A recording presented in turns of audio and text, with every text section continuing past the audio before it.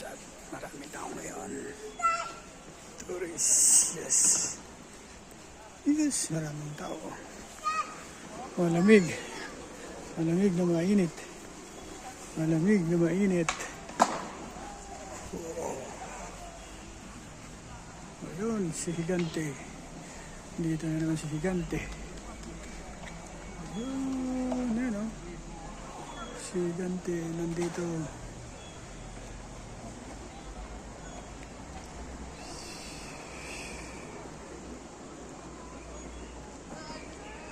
Ayun, museum. Nirenovate.